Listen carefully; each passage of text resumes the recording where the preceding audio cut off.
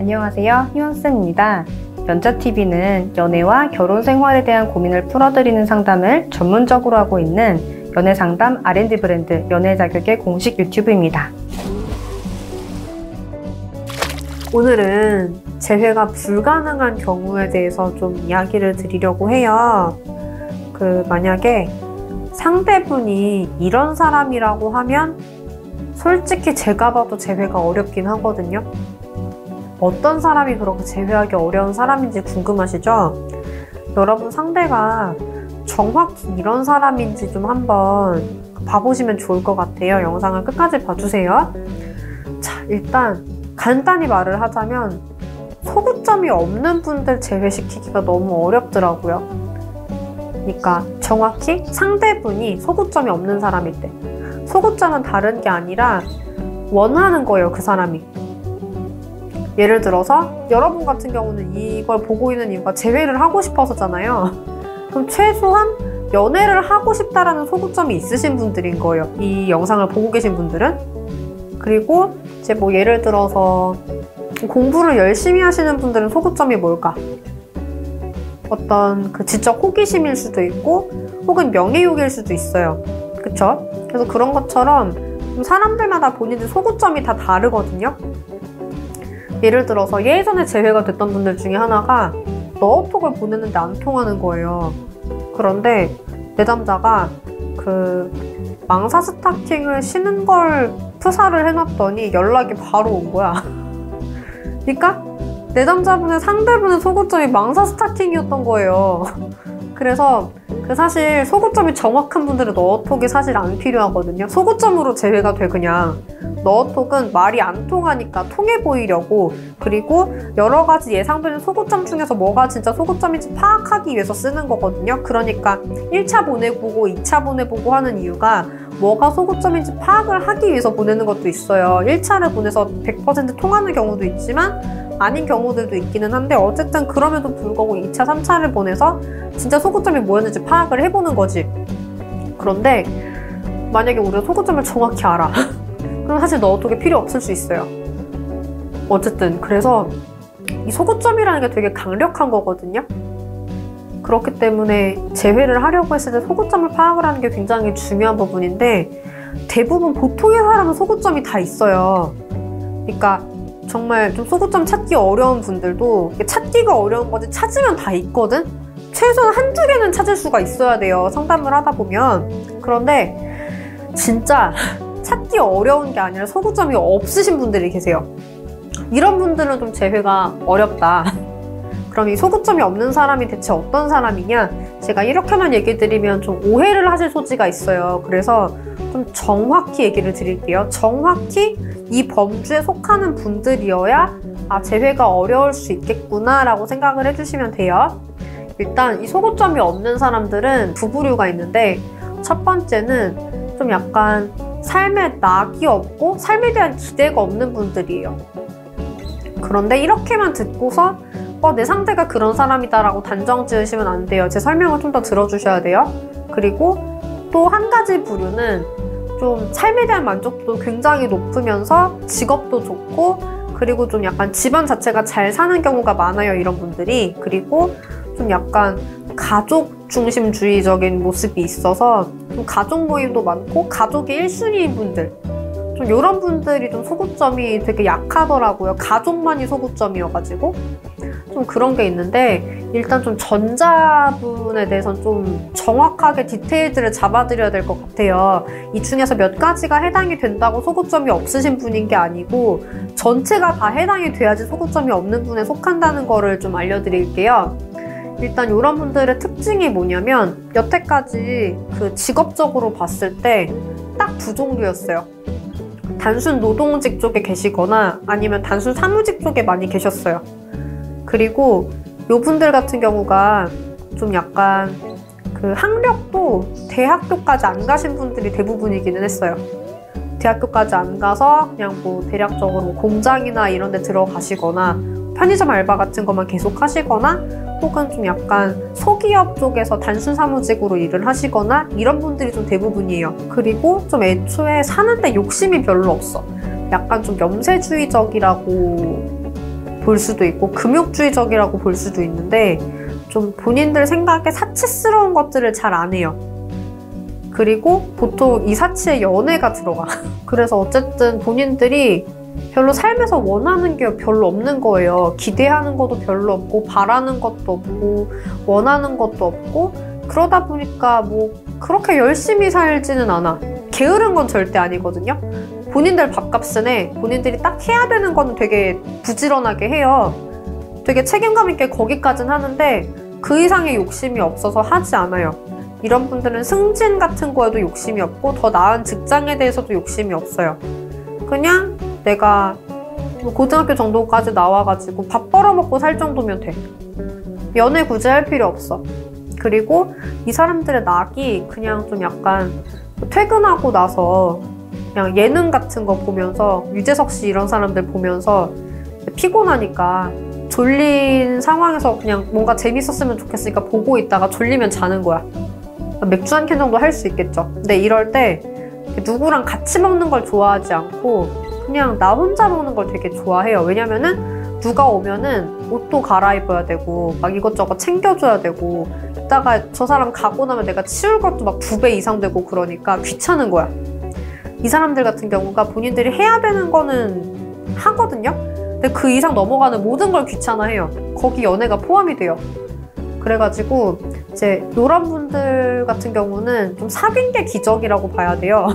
애초에 연애가 필요하지 않은 분들이고 연애에 대해서 바라지도 않고 그래서 이제 사실 사귈 때 보통 이분의 상대분들이 억지로 이렇게 끌고 가서 사귀게 되는 경우가 많고 근데 이제 그러다가 이분들 같은 경우 연애가 사치라고 생각을 하니까 연애가 사치인데 억지로 내가 연애를 해봤어. 근데 역시 연애가 사치인 거야. 그래서 헤어지는 경우가 되게 많거든요. 이런 분들 보면은 연애가 별로 오래 안 가요. 여자친구가 있는지 남자친구가 있는지 없는지 모르겠는 그런 타입들이야. 있어도 별로 신경 안 쓰는 것 같고 좀 주변에서 봤을 때 그런 분들이거든요. 어쨌든 한 가지 좋은 점은 내가 그렇게 원하는 게 없고 원하는 게 없으니까 딱 그만큼의 노력만 하고 그러다 보니까 스트레스도 안 받는 거. 그래서 그냥 딱 자기들이 원하는 딱 밥 벌어먹고 살 수준. 그냥 저녁에 워라밸 있게 그냥 예능 같은 거 보다가 잠들 수 있는 거 그런 거에 많이 만족을 느끼기 때문에 사실은 좀 그쵸 연애가 끼어들 만한 그런 여지가 없는 사람들이라고 해야 될까요? 좀 그런 분들이다 보니까 연애가 끝나면 거기서 더 이상 그 재회를 해서 맞춰줄 만한 소구점이 없어요. 그러니까 술을 좋아하는 사람들도 종류가 있잖아요. 다른 사람들하고 마시는 그런 시간이 좋아서 먹는 사람들이 있고 그냥 나는 그냥 혼자 대충 먹는 게 좋은 사람들이 있잖아.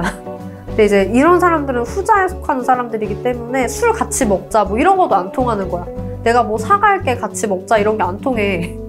그러다 보니까 좀 어려운 상담하는 사람 입장에서 좀 이런 분들 같은 경우가 되게 애매하기는 해요. 어떻게 시나리오를 짜주고 풀어가야 할지? 왜냐하면 소구점이 안 보이니까. 이런 분들 같은 경우에 연애가 사치가 아니라고 느끼게 해줘야 하는데 평생 동안 연애를 사치로 느껴온 사람들이잖아요. 그러다 보니까 좀 어려운 부분들이 있어서 이런 분들은 사실 웬만하면은 그냥 다른 사람 사귀는 걸 추천을 드리기는 해요. 굳이 재회를 하시려고 하시면 끝까지 도와드리겠지만 이분들 같은 경우에 저 같은 경우에 재회를 시켜본 사례가 한 사례의 기억이 나거든요. 나머지는 솔직히 저는 없었던 것 같아요. 물론 다른 선생님들은 해보셨을 수도 있는데 그냥 저를 기준으로 얘기를 드리면 저는 사실은 없었어요. 한 분밖에. 근데 이분 같은 경우가 재회가 될 수가 있었던 특이 케이스였던 게 뭐냐면 사내 커플이었어. 사내 커플이었고 이분도 약간 소구점이 없는 그런 쪽에 속하는 분이셨어요. 그래가지고 본인이 미친 척을 해가지고 자꾸 친한 척을 했대. 본인이 미친 척 했다고 스스로 표현을 하시더라고요. 근데 뭐 미친 척을 한 것까지는 저는 아니라고 보긴 하는데 뭐 본인이 그렇게 표현을 하셨어요. 그래서 재회가 됐는데 재회가 돼도 많으면 한 달에 한 번 데이트를 하더라고. 두세 달에 한 번 데이트를 하기도 하고. 근데 이제 거기에 둘 다 만족을 하는 거야. 그러니까 그 정도쯤 되니까 재회를 하신 것 같아요. 근데 이제 보통은 좀 어렵다고 보시는 게 맞을 것 같아요, 재회가. 그분들 같은 경우는 좀 마주치기도 계속 마주치고 내담자면 자꾸 친하게 굴려고 하고 그러다 보니까 재회가 된 것 같고 그게 아니면 조금 힘든?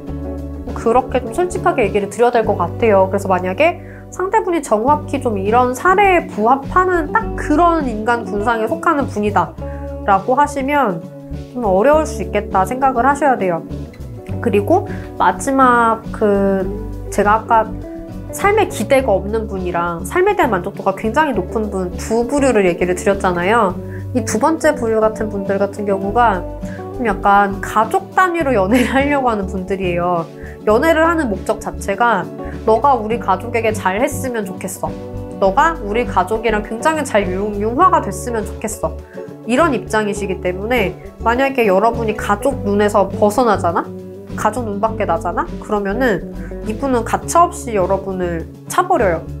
왜냐하면 가족이 너무 중요한데 네가 이렇게까지 가족의 융화가 못 되는 모습을 봤기 때문에 마음이 식는 거야. 왜냐하면 가족이 너무 중요하니까.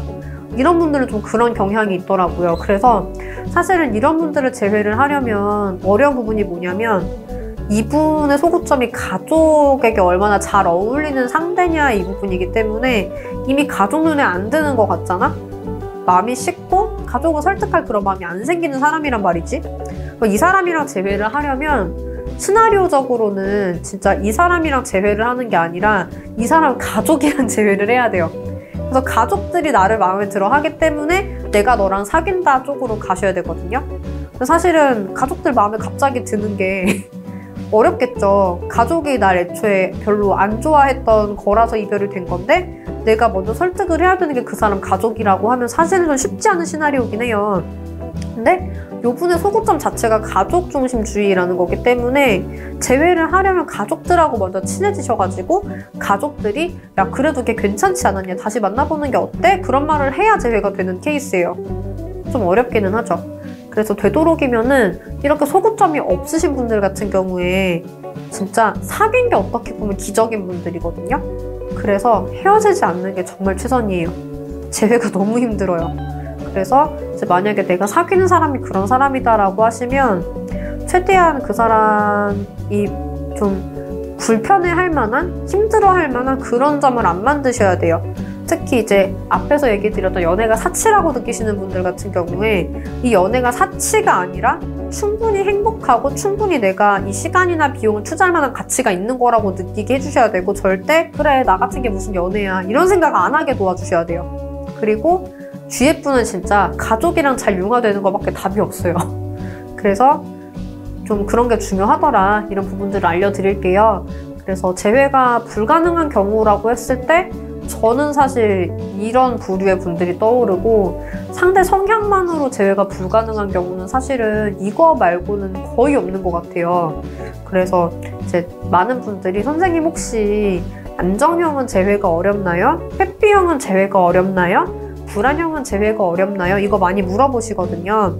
사실은 이제 그 애착유형 같은 경우에 재회 가능성을 낮춰주는 그런 포인트가 되지 않고 솔루션의 방향은 좀 달라져요. 그래서 그런 부분으로 알아주시면 되고 특정 유형의 재회가 어렵다 이런 건 없어요. 다만 오늘 얘기 드린 이렇게 소구점이 없으신 분들 그런 분들은 좀 솔직히 말씀드리면 좀 자신이 없다. 물론 연애자격은 계속 방법을 찾아드릴 거예요. 현재로 보면은 그 거절 반응 중에 혐오 반응이라는 게 있어요. 혐오 반응은 진짜 역겨워야 되거든요. 그러니까 거의 저 사람이 나를 사람으로도 안 보고 진짜 무슨 지렁이나 음식 쓰레기 보듯이 봐야 그게 이제 혐오인데 예전에는 그런 반응을 못 풀어드렸었어요.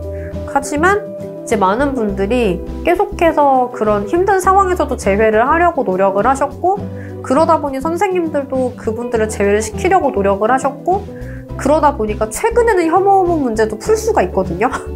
예전에 못 풀었었어요. 근데 이제는 방법이 발전을 한 거지. 노력하신 분들이 계셨기 때문에.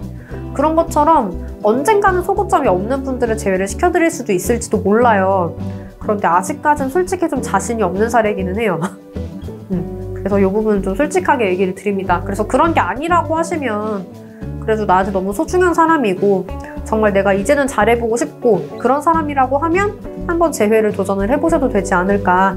내가 그래도 못 해보고 미련이 남는 것보다는 뭐라도 해보고 최선을 다했는데 그래도 안 됐을 때가 좀 더 미련이 없어질 수 있다고 생각을 해요. 그리고 오히려 배우실 수도 있고, 내가 이럴 때 어떻게 해야 되는지 알아두는 거랑 내가 모르고 넘어가는 거랑 다를 수 있잖아요. 그리고 정말 내가 이렇게 노력을 해봤는데 재회가 되면 또 얼마나 좋겠어요. 그래서 그런 부분 한번 생각해 보시면 좋을 것 같아요. 그래서 내 사례는 지금 좀 어떤 사례인 건지, 가능성이 어떤지, 어떻게 해야 재회가 될지 이런 거 궁금하신 분들은 뒤에 안내 부분 나가니까 진단지 제출을 해주시고 카톡으로 연락을 주시면 저희가 좀 찬찬히 봐드릴게요. 오늘 영상 여기까지로 마쳐드리겠습니다. 다들 보시느라 고생을 하셨고 여러분들의 행복한 연애와 결혼 생활을 응원드리겠습니다.